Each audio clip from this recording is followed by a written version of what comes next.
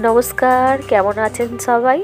আরও একটি নতুন ব্লগে আপনাদের স্বাগত জানাই। আজকে দু রকম চা করছি। এদিকে হচ্ছে পেয়ারা পাতা দিয়ে আর একটু সামান্য নুন দিয়ে চা হচ্ছে, আর এদিকে হচ্ছে আমার জন্য লিকার চা, আর ওটা হচ্ছে হাজব্যান্ডের জন্য। তো পেয়ারা পাতার চা কিন্তু শরীরের পক্ষে খুবই উপকারী, আমরা সবাই জানি। আর বিশেষ করে যাদের দাঁতের যন্ত্রণা হয় তারা যদি এই পেয়ারা পাতার জলকে ফুটিয়ে কুলকুচি করে, সেটাও সকালে চায়ের পাট তো মিললো। এবার হচ্ছে ব্রেকফাস্টের পালা। তো ব্রেকফাস্টে আজকে করব ঘুগনি। তো আগের দিন কড়াইগুলো ভিজিয়ে রেখেছিলাম, তো এই কড়াইটা এই যে সিদ্ধ করে নিয়েছি। আর আলুগুলো গোটা গোটা সিদ্ধ করেছি, কারণ হাজব্যান্ডের যেহেতু আলু চলে না খাওয়া, তাই কড়াইটার সাথে আলুটা আর কি পেঁয়াজ, আদা, রসুন, টমেটো, ধনেপাতা দিয়ে ঘুগনিটা সাঁতলে নিলাম। আর আলুগুলো কিন্তু গোটা গোটাই রাখবো, যখন মুড়ি দিয়ে মাখবো সেগুলো একটু চটকে নেবো, যাকে বলে আলুগুলো ভেঙে নেব। তো এই যে ব্রেকফাস্টে মুড়ি আর ঘুগনি, আজকে এটাই মেনু ব্রেকফাস্টের। এবছর এত পরিমাণ বৃষ্টি হচ্ছে, সেই যে জ্যৈষ্ঠ মাস থেকে বৃষ্টি শুরু হয়েছে, এখন শ্রাবণ মাস চলছে, প্রতিদিন বৃষ্টি হওয়া চাই। তারই মাঝে হয়তো দুদিন খুব ভালো রোদ হয়েছিল, ওই দুটো দিনই মনে আছে যে দুটো দিন আর কি রোদ বেরিয়েছিল, বৃষ্টি হয়নি। কিন্তু তারপর সমানে ওই যে জ্যৈষ্ঠ মাস থেকে শ্রাবণ মাস পর্যন্ত ডেলি বৃষ্টি। যাই হোক, আজকে ওয়েদারটা কিন্তু একটু পরিষ্কার আছে, তাই কয়েকটা জামা কাপড় কেচে নিলাম। আর এই বর্ষাকালে জামা কাপড় কতবার যে তোলা হয় আর কতবার যে আবার চাড়িয়ে দেওয়া হয়, গুনে শেষ করা যায় না। এই ধরো এখন চাড়িয়ে দিচ্ছি, যদি একটু পরে বৃষ্টি আসে আবার ছুটে ছুটে সিঁড়ি ভেঙে ছাদে উঠে আমার জামা কাপড় তুলতে হয়। প্রচণ্ড পরিমাণে কোমরে ব্যথা লাগে, কিন্তু কিছু করার নেই। কিন্তু এই যে রোদ দেখছি, এটার কোনো গ্যারেন্টি নেই, প্রায় ঘন্টাখানেক কি আধ ঘন্টার মধ্যেই কিন্তু কোথা থেকে মেঘ এসে বৃষ্টি শুরু হয়ে যাবে। আর এখন তো শ্রাবণ মাস চলছে, তো শ্রাবণ মাসের একটা নিয়ম আছে হাঁড়ি ধোয়া। জানি না তোমাদের আছে কি, কিন্তু আমাদের এই নিয়মটা আছে হাঁড়ি ধোয়া। তো হাঁড়ি ধোয়ার নিয়মের জন্য সব কিছু কাচাকুচি করতে হয়, ঝুল ঝাড়তে হয়, তো এই নিয়মগুলো আমাদের পালন করতে হয়, তার জন্যই এত কাচাকুচি আর কি। ব্রেকফাস্ট হলো, কাচাকুচি হলো, এরপর কিন্তু লাঞ্চের জন্য রান্না রেডি করতে হবে।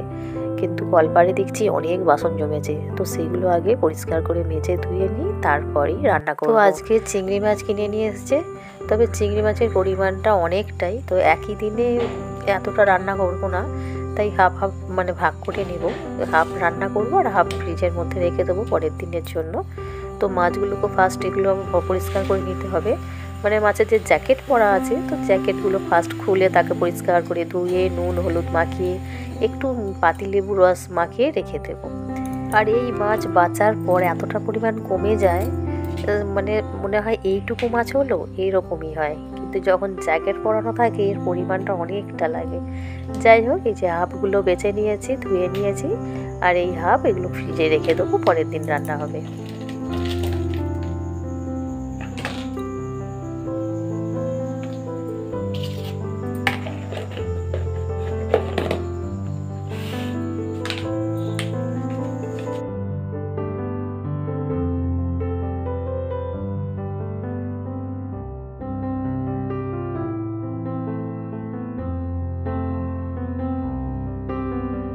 চিংড়ি মাছ এমনই একটা মাছ, যে কোনো সবজির সাথে এই মাছ যদি রান্না করো, সেই তরকারির টেস্টটা দ্বিগুণ হয়ে যায়।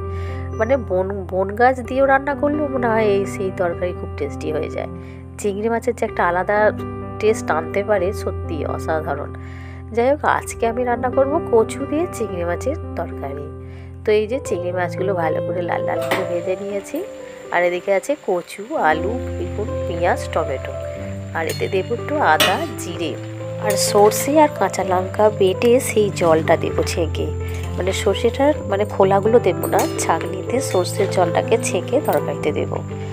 খোলাগুলো দিলে একটু তেতো ভাব হয়, তাই ছেঁকে দিতে হয় সর্ষে বাটা। তো ফাইনালি কচু দিয়ে চিংড়ি মাছের তরকারি আমার রেডি। আর চিংড়ি মাছের তরকারি হলে সেদিন যেন ভাতের পরিমাণটা অন্য দিনের থেকে একটু বেশিই খাওয়া হয়, এত টেস্টি লাগে। রকমই বার করো, দেখি কোনটা ভালো।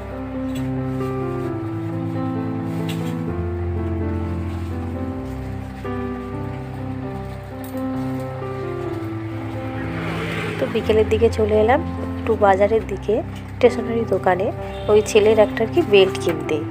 তার সাথে কিছু যদি পছন্দ হয় তো কিনে নেব। আর দেখো কি সুন্দর সুন্দর সেটগুলো সব আছে।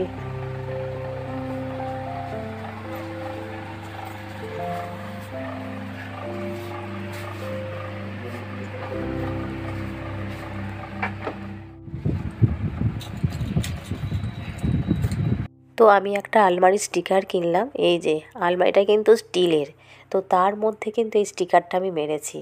আর আলমারির কালারটা ছিল এই যে গ্রিন টাইপের, আর স্টিকারটা লাগিয়ে পুরো অন্য রকম ডিজাইন হয়ে গেছে। কেউ দেখে বুঝতেই পারবে না যে এটা একটা পুরনো আলমারি।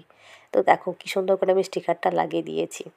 তো দুটো স্টিকার কিনেছি, একটা তো আলমারিতে লাগিয়েছি আর এটা হচ্ছে এই যে এই র্যাকের মধ্যে লাগাবো। তো বন্ধুরা, ভিডিওটি আজ এই পর্যন্তই। ভালো লাগলে একটা লাইক দেবেন আর কমেন্ট করে দেবেন।